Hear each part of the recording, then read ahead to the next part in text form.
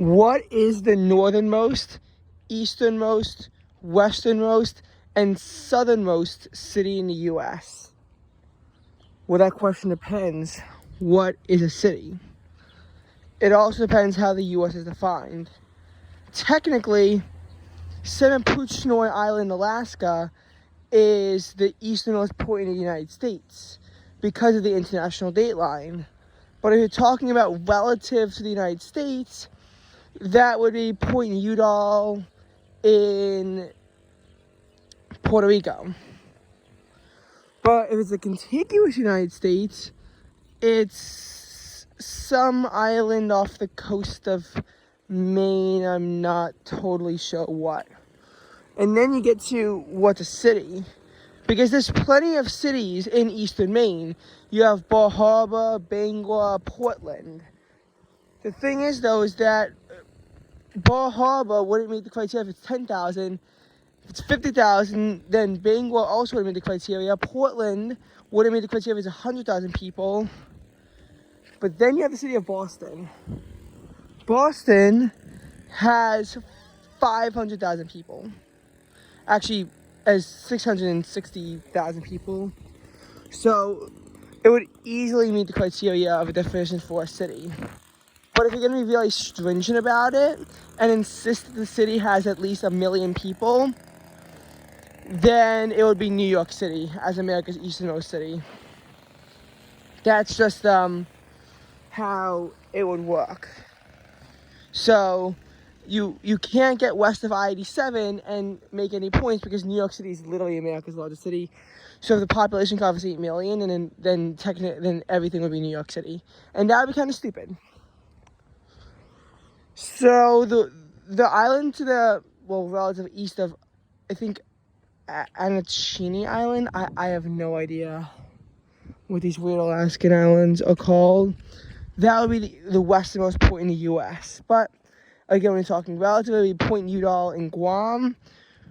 It's one of the 50 states. Well, then it would be, I forget where it is, but the westernmost island of the Alaskan Aleutian Islands chain, it would be that island. And this means that, when you talk about westernmost city, you could say Adak, you could say Nome, but they don't even have 10,000 people in them. So, realistically speaking, you get to Anchorage, which has about 300,000 people. So, again, easily meets the definition of a city. But if you insist that it has to have 500,000 people, then what would it be? Seattle or San Francisco? I think San Francisco. And then from there, if you insist that it has to be over 1 million people, you get Los Angeles. Actually, no, you wouldn't. San Jose. San Jose is over 1 million people, and it's like in that same area. Unless San Jose no longer has 1 million people in it. That part I didn't check. Perhaps I should have. Alright, northernmost city, again, with this Alaskan angle. Barrow, Alaska is about 4,000 people in it. It's easily the northernmost settlement in the U.S. Pushing further south, you get to Fairbanks. Fairbanks would be the northernmost city with over 50,000 people in it, I'm pretty sure. Oh wait, no, not 50,000 people, like 30,000 people. 50,000 people and 100,000, you get again to Anchorage, Alaska. Further south, if you insisted it has to have 500,000 people in it, then you would get to Seattle. And 1 million people, it would be Chicago. Now, there's also the argument of what if it needs to be in a contiguous United States. Well, the westernmost point in the contiguous United States is there's an island chain off of Washington in the Strait of Juan de Fuca. But the westernmost point, like, that's not actually an island, that would be somewhere in Oregon. I can't forget where, but it would actually be in Oregon. And then you kind of push westwards on from there. The northernmost point in the U.S. is also actually in Washington. It's in Sumas, Washington, where the border spikes up a tiny. No, it does. It's like literally right on the border, though. We almost have to we almost decided to bypass the terrible I-5 border crossing and go to Sumas, but we decided not to because we would miss dinner in Bellingham. Actually, no, we would miss the duty-free shop. Anyway,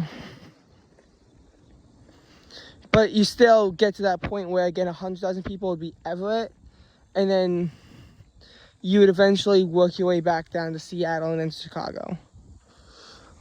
Well, that's southernmost. The southernmost settlement in the U.S., well, if you're going by Hawaii, then you would get something like Hilo, but the only real city in Hawaii is Honolulu, which has 300,000 people. In the contiguous U.S., it would be like Key West, but if you insist on not being an island, you actually really get close to Miami pretty quickly. And Miami has 400,000 people in it. But if you insist that it has over 500,000 people in it, it's going to be a while. I know the southernmost city with 1 million people in it is going to be Houston, but I can't tell for 500,000 if Houston is further south than Jacksonville, Florida. I probably should have done a little bit more research on this video.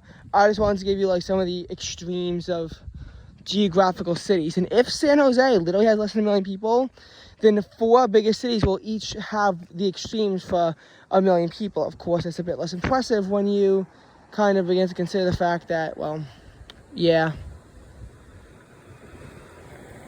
Okay.